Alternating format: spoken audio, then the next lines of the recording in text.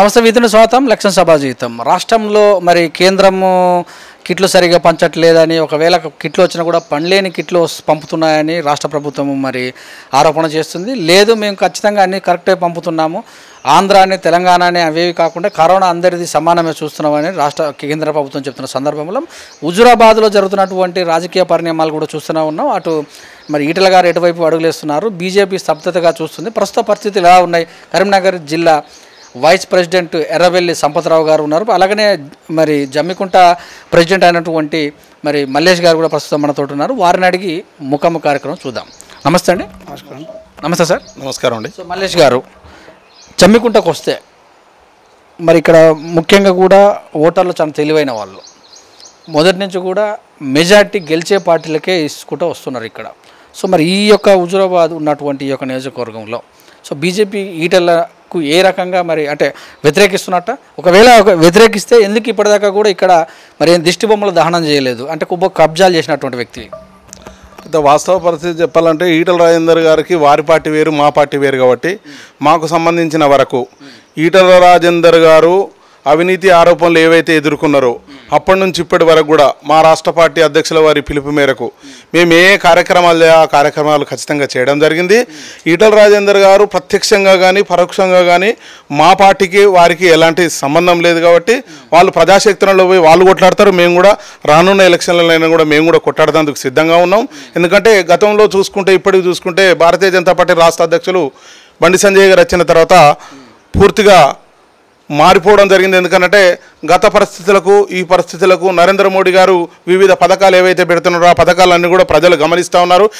వాటిని కూడా మేము ప్రజలకు జమ్మికుంట పట్టణ వేదికగా అదేవిధంగా జిల్లా వేదికగా కూడా తీసుకుపోయేందుకు సిద్ధంగా ఉన్నాం. ఎందుకనంటే ఎక్కువ పథకాలు పెట్టింది కేంద్రమే. కాబట్టి ఆ కేంద్రంలో ఏవేవైతే వచ్చినాయో ఇప్పటి వరకు అప్పుడున్న పరిస్థితులకు ఇప్పుడున్న పరిస్థితులకు అనుగుణంగా తీసుకొని పోవడం జరుగుతుంది. ప్రజలు కూడా దాన్ని స్వాగతిస్తారని చెప్పి ఈ సందర్భంగా తెలియజేస్తా ఉన్నాను. సో ఇక్కడ కరీంనగర్ ఎంపీ కిందకి వచ్చినటువంటి ఈ యొక్క హుజురాబాద్లో సో మరి ఈటల ఒక మినిస్టర్ల ఇలాంటి పనులు చేస్తే మరి కరీంనగర్ పరిధిలో దాదాపుగా కూడా ఈటలను బర్తరఫ్ చేయాలి, ఈటలను అసలు పార్టీని సస్పెండ్ చేయాలి, లేని ఏడాల ప్రభుత్వం నుంచి దిగిపో కేసీఆర్ అంటున్నటువంటి మాటలు నిలబడతాయి అనుకున్న సందర్భంలో అలాంటిది ఏది లేదన్నట్టు కూడా నిలబడుతుంది. దీని మీద సంపత్రావు గారు మీరు ఎలా మాట్లాడతారు?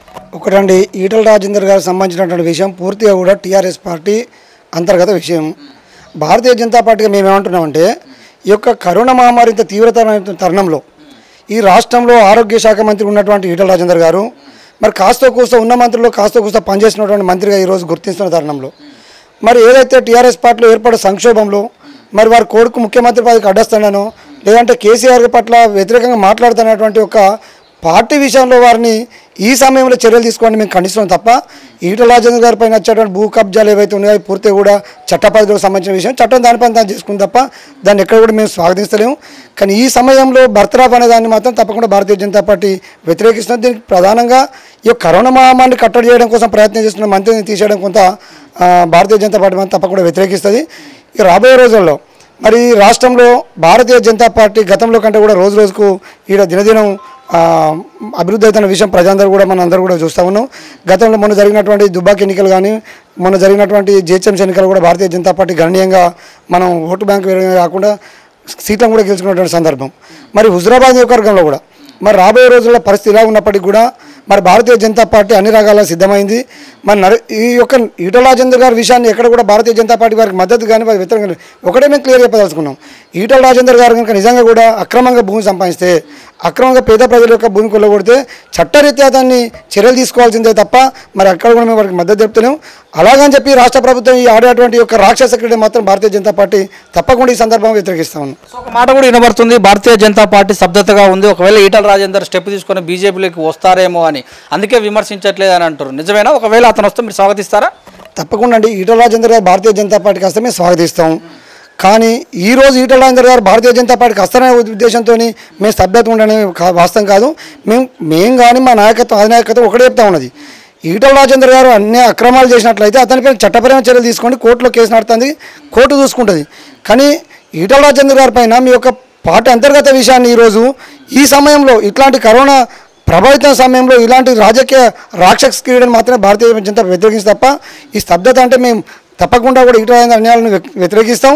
అలాగని చెప్పి ఒక కేసీఆర్ యొక్క నిరంకుశ వైఖరిని కూడా ఎండగడుతూ మేము అనేక రకాల కార్యక్రమాలు తీసుకుంటాం తప్ప ఎక్కడ కూడా స్తబ్దత లేవండి. సో జీడి మల్లేష్ గారు, ఈటల నిజంగా ఇండిపెండెంట్గా పోటీ చేసే అవకాశం వస్తే మరి మీ పార్టీ స్టాండర్డ్ తోటి మరి బలపడే అవకాశం ఎలా ఉంటుంది? ఇప్పుడు ఈటల రాజేందర్ గారు ఇండిపెండెంట్గా చేస్తారా లేకుంటే అదంతా వాళ్ళ అంతర్గత విషయం కాబట్టి మా పార్టీ నుంచి వెళ్ళి ఖచ్చితంగా పోటీ అనేది ఉంటుంది.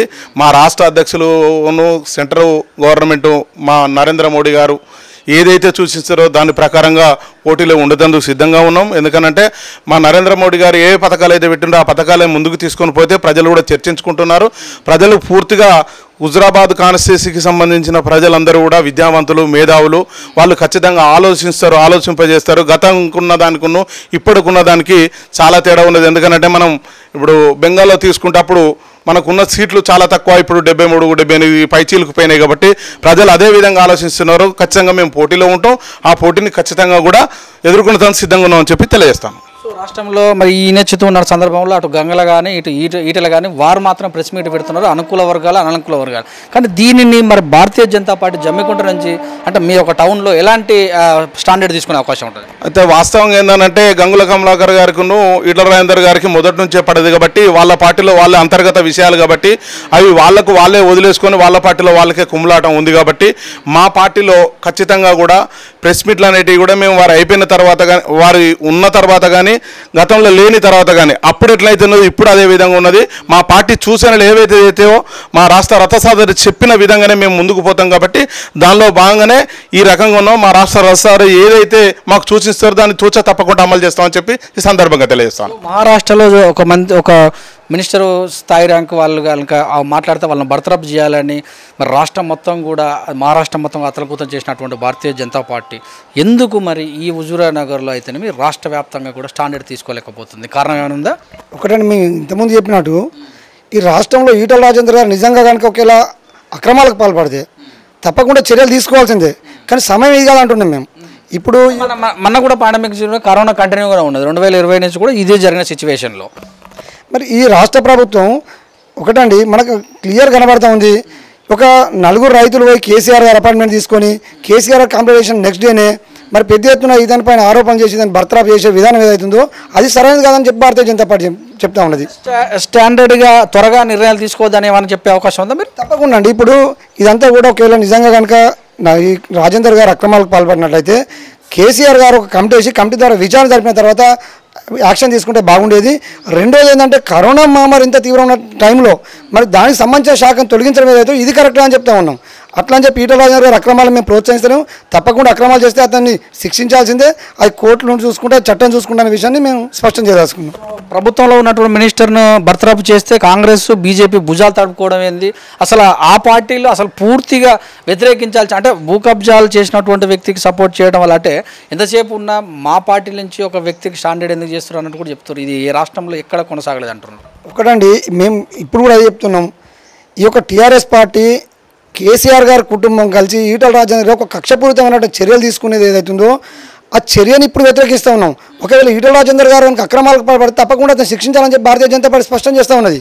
కానీ ఈ సమయంలో వారి యొక్క రాజకీయ అంతర్గత క్రీడను ఈ యొక్క రాక్షస క్రీడ ఏదైతుందో దీన్ని వ్యతిరేకిస్తాం తప్ప మరి అట్లని చెప్పి ఈటల గారికి మేము ఎక్కడ కూడా అనుకూలం చెప్పట్లేదు. మా రాష్ట్ర అధ్యక్షులు, మా గౌరవ ఎంపీలు, గౌరవ ఎమ్మెల్యేలు ఒకటే స్వయం క్లియర్ చెప్పడం జరిగింది. ఈటల రాజేందర్ గారు అక్రమాలు ఏవైతున్నాయో వాటిపైన విచారణ చేసుకొని ఆయన అక్రమార్గం తెలిస్తే మీరు శిక్షించండి. కానీ కరోనా మహమ్మారిని కట్టడియాల్సిన రాష్ట్ర ప్రభుత్వం దీన్ని గాలికి వదిలేసి ఈ సమయంలో రాజకీయాలు చేయడం కరెక్ట్ కాని విషయాన్ని మాత్రం మేము చెప్పదలుచుకున్నాం. ఈ సమయంలో రాజకీయం కూడదంటే పశ్చిమ బెంగాల్ ఎలక్షన్లో 8 దఫాలు పెట్టడం జరిగింది. అలాగనే మరి రాష్ట్రంలో జరిగినటువంటి కార్పొరేషన్ల ఎలక్షన్ కూడా జరిగాయి. అంటే అంతకంటే ఎక్కువ రాజకీయం ఉందా? లేదండి. ఇప్పుడు ఈ ఎన్నికలు ఎలా పెట్టాలో ఎలా నిర్వహించాలనేది పూర్తి కూడా ఎన్నికల కమిషన్ మీద ఆధారపడి ఉన్నది. అక్కడ బెంగాల్లో ఉన్నటువంటి ఎన్నికల కమిషనరు ఆ రాష్ట్ర పరిస్థితులను అనేక రకాల కోణాలు చూసిన తర్వాత ఎన్ని దఫాలు పెట్టాలన్న విషయం ఎన్నికల కమిషన్ తీసుకున్నదా ఎక్కడ కూడా రాష్ట్ర ప్రభుత్వానికి కేంద్ర ప్రభుత్వం సంబంధించిన విషయం కాదు. మరి ఇక్కడ కూడా ఈ రాష్ట్రంలో కూడా మరి రాబోయేటువంటి పరిణామాలు ఎలా ఉన్నా కూడా భారతీయ జనతా పార్టీ అన్నిటికీ సిద్ధమై ఉంటుంది. ఇక్కడ బై ఎలక్షన్స్ వస్తే రావా అనేది రాబోయే రోజుల్లో తెలుస్తుంది. ఒకవేళ కనుక బై ఎలక్షన్స్ వస్తే తప్పకుండా భారతీయ జనతా పార్టీ ఎన్నికల పోటీ చేయడానికి సిద్ధమవుతుంది. మా రాష్ట్ర నాయకత్వం ఇప్పటికే మాకు ఆదేశాలు కూడా జారీ చేయడం జరిగింది. మేము వారం రోజుల క్రితం ఈ యొక్క నియోజకవర్గానికి సంబంధించిన ముఖ్య నాయకులందరం కూడా రాబోయేటువంటి రోజులకు ఎలా ఉంటుంది అన్న దానిపైన కూడా మేము ఒక మీటింగ్ కూడా ఏర్పాటు చేసుకొని ఎన్నికలు వస్తే కూడా పోటీ చేయడానికి భారతీయ జనతా పార్టీ హుజురాబాద్లో పూర్తిగా కూడా సన్నద్ధమైన విషయాన్ని నేను తెలియజేస్తున్నాను. సో మొన్న వచ్చినటువంటి ఎలక్షన్ 2018 ఎలక్షన్ జరిగితే 1600 పైచీలకు ఓట్లు రావడం వల్ల జమ్మికుంట నుంచి 300 ఓట్లు వచ్చినట్టు కూడా తెలుస్తుంది. మరి మీరు ప్రెసిడెంట్గా ఉన్నటువంటి మరి ఈ యొక్క ఏదైతే రాష్ట్రంలో అనిశ్చితిలో ఉన్నటువంటి ఈ హుజురాబాద్లో మరి మీరు ఉపయోగించుకునే అవకాశం ఉందా? ఖచ్చితంగా ఉపయోగించుకుంటామంటే, ఎందుకంటే గత సమీకరణలకు ఇప్పటి సమీకరణలకు చాలా తేడా ఉందని చెప్పి ఇంతకుముందు కూడా చెప్పడం జరిగింది. ఇప్పుడు కూడా చెప్తా ఉన్నాము. మరి ఇప్పటి వరకు కూడా జరుగుతున్న రాజకీయ పరిణామాలు ఏవైతే ఉన్నాయో అవి ఖచ్చితంగా కూడా అంటే కక్షపూరితంగా చేసేటివి ఉన్నాయి. కాబట్టి ఆ కక్షపూరితమైన వ్యవస్థలో బలిపశువుగా ఈటల రాజేందర్ గారిని చేయడం జరిగింది. అదేవిధంగా మిగతా మంత్రుల మీద కూడా ఆరోపణలు చాలా సందర్భాల్లో కూడా వచ్చినాయి. కాబట్టి ఇప్పటి వరకు ఆరోపణలు చేసిన వ్యక్తులు ఎవరైతే ఉన్నారో ఇప్పటి వరకు వాళ్ళ మీద యాక్షన్ కూడా తీసుకోలేదు. మరి గతంలో పోలీసులు ఇప్పుడు మీరు అన్నారు గతంలో ఇన్ని ఓట్లు వచ్చినాయని చెప్పి, గతంలో ఫస్ట్ టీఆర్ఎస్ పోటీ చేసినప్పుడు కూడా అతి తక్కువ మెజారిటీతో గెలిచిన వాళ్ళు ఉన్నారు. అసలు వాళ్ళకు రాష్ట్రంలో అభివృద్ధి అనేది చూపిస్తారా లేకుంటే వీళ్ళకి పట్టం కడితే వస్తుందన్న ఆలోచన ఉన్నది. అదే ఉద్దేశం మీద ఇప్పుడున్న హుజురాబాద్ కాన్స్టిట్యున్సీ ప్రజలు కూడా మొత్తం హుజురాబాద్ ప్రజలు కూడా ఈ కాన్స్టిట్యున్సీ వైపు ఎలా చూస్తున్నారని అంటే, నరేంద్ర మోడీ చేసే ప్రతి ఒక్కటి కూడా కరోనా కష్టకాలంలో కూడా ఇక్కడ ప్రతి ఒక్క వ్యక్తికి కూడా నరేంద్ర మోడీ గారు ఏమి ఇస్తున్నారు ఏంది అనేది సోషల్ మీడియా ద్వారా అదేవిధంగా పత్రికాముఖంగా కూడా విద్యావంతులు మేధావులు అందరూ కూడా చర్చించుకున్న తరుణం ఉన్నది. కాబట్టి ఖచ్చితంగా విద్యావంతులు మేధావులు అందరూ కూడా అదే ఉద్దేశంతో పోయి రానున్న రోజుల్లో భారతీయ జనతా పార్టీ హుజురాబాద్ కాన్స్టిట్యున్సీలో పోటీ చేస్తాను సిద్ధంగా ఉన్నాం. మేధావి వర్గం అంతా కూడా ఇక్కడ ఉన్న ఓటర్లందరూ కూడా ఆదరిస్తారని చెప్పి సందర్భంగా తెలియజేస్తాను. ఆయుష్మాన్ భారత్ను కూడా మరి రాష్ట్ర ప్రభుత్వాన్ని అంగీకరించడం జరిగింది. ఎలా అనిపిస్తుంది ఈ విషయంలో? ఒకవేళ మీ యొక్క ఈ కరీంనగర్ జిల్లా ప్రాంతంలో ఎలా ముందుకెళ్తారు మీరు? ఒక స్టేట్మెంట్. ఆయుష్మాన్ భారత్ అనేది నరేంద్ర మోడీ గారు తీసుకొచ్చినట్టు ఒక గొప్ప స్కీమ్. అణగారిన వర్గాలకు, బడుగు బలహీన వర్గాలకు, ఆర్థికంగా స్తోమతున్నటువంటి వాళ్లకు అనుకోకుండా ఏమన్నా అనారోగ్య సమస్యలు వచ్చినప్పుడు వారి కుటుంబంకు అండగా ఉండడం కోసం దేశవ్యాప్తంగా తీసుకొచ్చిన స్కీము ఈరోజు దేశవ్యాప్తంగా అమలవుతూ అనేక రాష్ట్రాల్లో పేద ప్రజలకు అండగా ఉంటున్న స్కీమ్ను మరి యొక్క రాష్ట్రంలో యొక్క ముఖ్యమంత్రి గారు ఎక్కడ నరేంద్ర మోడీ గారికి పేరు వస్తానటువంటి ఒక దురుద్దేశంతో ఇన్ని రోజులు ఆయుష్మాన్ భారత్ స్కీమ్ను ఇక్కడ అమలు చేయలేదు. దీనిపైన భారతీయ జనతా పార్టీ అనేక రకాల ఆందోళన కార్యక్రమం చేయడం జరిగింది. ఈరోజు కూడా గౌరవ మా పార్లమెంట్ సభ్యులు గౌరవ రాష్ట్ర అధ్యక్షుడు సంజయ్ గారు మొన్ననే మాకు టెలికాన్ఫరెన్స్ ద్వారా ఈరోజు తెలంగాణ వ్యాప్తంగా మొత్తం కూడా ఎవరింట్లో వాళ్ళు ఉండి కరోనా నిబంధనలకు అనుగుణంగా దీక్ష చేయాలని చెప్పి గరీబోళ్ళ కోసం దీక్ష అనే పేరు మీద ఆయుష్మాన్ భారత్ను తెలంగాణలో ఇంప్లిమెంట్ చేయాలని చెప్పి దీక్షకు ఎప్పుడైతే పూనుకున్నాడో దీనికి భయపడ్డటువంటి ఒక రాష్ట్ర ప్రభుత్వం నిన్ననే మరి గౌరవ ముఖ్యమంత్రి గారు ఆయుష్మాన్ భారత్ను తెలంగాణలో అమలు చేస్తామని చెప్పడం నిజంగా కూడా శుభసూచకం. ఇప్పటికే ఈ యొక్క రాష్ట్రంలో అనేక మంది పాపం నిరుపేదలు ఈ పథకం లేని కారణంగా నష్టపోయారు. కాబట్టి దీనిపైన విచారణ జరిపించి ఈ యొక్క రాష్ట్ర ప్రభుత్వం గతంలో ఎవరైతే పేద ప్రజలు కట్టినటువంటి డబ్బులు ఉన్నాయో వాళ్ళందరికీ కూడా దీనిపైన ఒక విచారణ కమిటీ వేసి తప్పకుండా కూడా ఆర్థికంగా లేక హాస్పిటల్లో ఫీజు కట్టినటువంటి ఎవరైతే ఉన్నారో వాళ్లకు కొంత రియంబర్స్మెంట్ కూడా ఇవ్వాలని చెప్పి భారతీయ జనతా పార్టీ డిమాండ్ చేస్తూ ఉన్నది. సో మరి ఒకవేళ ఎన్నికలు కనుక అనివార్యం అయితే డెవలప్ చేసినామని చెప్పుకున్న టీఆర్ఎస్ పార్టీస్ మరి ఆత్మంగా నన్నే అభిమానిస్తారు అని చెప్పుకున్నటువంటి ఈటెల వర్సెస్లో మరి భారతీయ జనతా పార్టీ ఏం చెప్పే అవకాశం ఉంటుంది? ఒకటండి, భారతీయ జనతా పార్టీ క్లియర్గా ఉన్నది. ఈ యొక్క హుజురాబాద్ ఒకరికి కాదు యావత్ తెలంగాణ మొత్తం కూడా ఈ యొక్క రాష్ట్ర ప్రభుత్వం చేసినటువంటి అభివృద్ధి పూర్తిగా శూన్యం. కేంద్ర ప్రభుత్వ నిధులతోనే కాస్త కూస్తో ఈ యొక్క తెలంగాణలో అభివృద్ధి జరుగుతున్న విషయాన్ని ప్రజలందరూ కూడా గమనిస్తూ ఉన్నారు. ప్రధానంగా హుజురాబాద్ నియోజకవర్గంలో మరి ఈ ప్రాంతంలో చదువుకున్నటువంటి వాళ్ళు మేధావులు కొంత ఉద్యమ స్ఫూర్తున్నటువంటి వాళ్ళు ఎక్కువ ఉన్నారు. కాబట్టి మరి గతంలో టీఆర్ఎస్ పార్టీకి ఉద్యమం నుండి వచ్చిన టీఆర్ఎస్ పార్టీని ఆదరించడం కోసం ఈటల రాజేందర్ గారిని గెలిపించడం జరిగింది. మరి ఈ యొక్క నరేంద్ర మోడీ గారు తీసుకొచ్చిన అనేక రకాల ప్రజా సంక్షేమ పథకాలు ఈరోజు గ్రామీణ స్థాయిలో ఉన్నటువంటి నిమ్న జాతి ప్రజల వరకు వెళ్తున్నటువంటి విషయం మనందరికీ తెలుసు. దీని ద్వారా చదువుకున్నటువంటి గ్రామీణ ప్రాంత ప్రజలైతేనేమి, అట్టడుగు ప్రజలైతేనేమి, అదేవిధంగా చదువుకున్నటువంటి మేధావులు సైతం ఈరోజు భారతదేశాన్ని ఒక విశ్వగురు ఉంచడం కోసం నరేంద్ర మోడీ గారు చేస్తున్న ప్రయత్నానికి అండగా ఉండడం కోసం అందరూ కూడా సంసిద్ధత వ్యక్తం చేస్తూ ఉన్నారు. ఈ హుజురాబాద్ కేంద్రంగా మేము తప్పకుండా వారందరూ కూడా పిలిపిస్తాం, వారందరూ కూడా మమ్మల్ని ఆదరించి ఇక్కడ మమ్మల్ని గెలిపిస్తున్నటువంటి విశ్వాసం మాత్రం తప్పకుండా మాకుందండి. రాష్ట్రం మొత్తం మీద సోషల్ మీడియాను ఎక్కువ ఉపయోగించుకున్నటువంటి భారతీయ జనతా పార్టీ జమ్మికుంటలో సోషల్ మీడియాలో యాక్టివ్గా లేదని ఒక ఆరోపణలు వస్తున్నాయి. దీన్ని ఎలా చెప్తారు? జమ్మికుంటలో సోషల్ మీడియాలో వాస్తవంగా చెప్పాలంటే జిల్లా మొత్తంలో జమ్మికుంట పట్టణం అదేవిధంగా జమ్మికుంట మండలం అంటే సోషల్ మీడియాలో ముందంజలో ఉంది. వాస్తవంగా ఇక్కడ గత లాక్డౌన్ పీరియడ్లో భారతీయ జనతా పార్టీ పట్టణ శాఖ నుంచి వెళ్ళి 100 రోజుల వరకు అన్నదానం చేసిన ఏకైక పార్టీ భారతీయ జనతా పార్టీ అని చెప్పుకోవచ్చు. ఎందుకంటే ఇది అంతా కూడా రాష్ట్ర పార్టీకి, రాష్ట్ర వ్యవస్థకు కూడా మేము ఉన్నామని తెలియజెప్పినాము. ఖచ్చితంగా కూడా ఇక్కడ సోషల్ మీడియా అనేది యాక్టివ్గా పనిచేస్తూ ఉన్నది. అదేవిధంగా సోషల్ మీడియాలో మేము వేసుకున్న కన్వీనర్లు కానీ, కో కన్వీనర్ కానీ ప్రతి 30 వార్డులు ఏవైతున్నాయో, 39 బూతులు ఏవైతున్నాయో వాటిలో పోయి ప్రతి కార్యకర్తను బూత్ అధ్యక్షుల నుంచి సహా మొదలుకుంటే చిన్న కార్యకర్త వరకు కూడా ఈ మాకు సంబంధించిన సోషల్ మీడియాను ముందుకు తీసుకెళ్తున్నాం అని చెప్పి సందర్భంగా తెలియజేస్తా ఉన్నాం. సో కేంద్ర మంత్రి సహాయ మంత్రిగా ఉన్నటువంటి కిషన్ రెడ్డి గారు దేశంలో ఉన్నటువంటి భారతీయ జనతా పార్టీ నుంచి, ప్రభుత్వం నుంచి కూడా రాష్ట్రానికి నిధులు చేయడంలో విఫలమయ్యారు. మరి ఇక్కడ పంపించినటువంటి ఆక్సిజన్ కిట్లు కూడా పనిచేయనివి అని కూడా అంటుంది. రాహుల్ గాంధీ కూడా కేవలం కిట్లు ఏవైతే ఉన్నాయో అవి మోడీ పనిచేస్తున్నట్టుగానే పనిచేస్తున్నాయని కూడా ట్వీట్ చేశారు. ఒకటండి, రాహుల్ గాంధీ గారు చెప్పిన మాటలు ఉంది, మోడీ గారు పనిచేసినట్టు మా కిట్లు కనుక పనిచేస్తే 100% ఈరోజు ప్రపంచ దేశాలు గుర్తించిన నరేంద్ర మోడీ గారు ఈ యొక్క భారతదేశాన్ని అభివృద్ధి పథంలో తీసుకుపోతున్నారని చెప్పి ఈరోజు ప్రపంచ దేశాలు గుర్తించినటువంటి విషయం అందరికీ కూడా తెలుసు. యావత్ ఈ భారతదేశంలో ప్రజానికం అందరూ కూడా నరేంద్ర మోడీ గారి యొక్క దేశం యొక్క రూపురేఖలు మార్చిండు, ఈ దేశాన్ని అభివృద్ధి తీసుకుపోతున్న విషయాన్ని కూడా చెప్తా ఉన్నారు. మరి యొక్క రాష్ట్రానికి కిషన్ రెడ్డి గారు ఇక్కడ ఒక సహాయ మంత్రి ఉన్నప్పటికీ కూడా అనుకున్నంత కిట్లు వస్తలేవని చెప్పి యొక్క రాష్ట్ర ప్రభుత్వం ఏదైతే ఆరోపణ చేస్తుందో పూర్తి కూడా దీనికి ఆ యొక్క రాష్ట్ర ప్రభుత్వం బాధ్యత వహించాల్సిన అవసరం ఉన్నది. ఎందుకంటే ఈ యొక్క రాష్ట్రంలో కరోనా తీవ్రమై అనేక మంది ప్రాణాలు కోల్పోతూ ఉంటే రాష్ట్ర ప్రభుత్వానికి ఎక్కడ చెడు పేరు వస్తున్నటువంటి ఒక దురుద్దేశంతో యొక్క రాష్ట్ర ప్రభుత్వం కరోనా కేసులను దాచే విషయంలో కానీ, కరోనా మరణాలను దాచిపెట్టడం కారణంగా ఈరోజు కేంద్ర ప్రభుత్వం ఇచ్చేటువంటి ఆక్సిజన్ అయితేనేమి, వివిధ రకాల కిట్లు అయితేనేమి ఈ యొక్క లెక్క ఆధారంగా వస్తాయి. కాబట్టి ఈరోజు యొక్క రాష్ట్రానికి తక్కువ రావడానికి ప్రధానంగా ఈ యొక్క టీఆర్ఎస్ ప్రభుత్వ ఒక వైఖరి కారణం అని చెప్పి మేము స్పష్టం చేయదలుచుకున్నాం. సో ఎంపీగా ఉన్నటువంటి మీ పార్టీ ప్రెసిడెంట్ బండి సంజయ్ గారు ఇక్కడికి నిధులు ఇవ్వలేదు, అసలు ఇక్కడికి ఒకసారి కూడా రాలేదు, కేవలం ఆరోపణలు చేస్తున్నాడు, పనిచేస్తున్నట్టు ప్రభుత్వం నిందలు వేస్తున్నాడు, యువతను రెచ్చగొడుతున్నాడు, హిందుత్వం అని కూడా చెప్తున్నారు. మరి నిజంగా ఇక్కడ నిధులు ఎంత పరిస్థితి?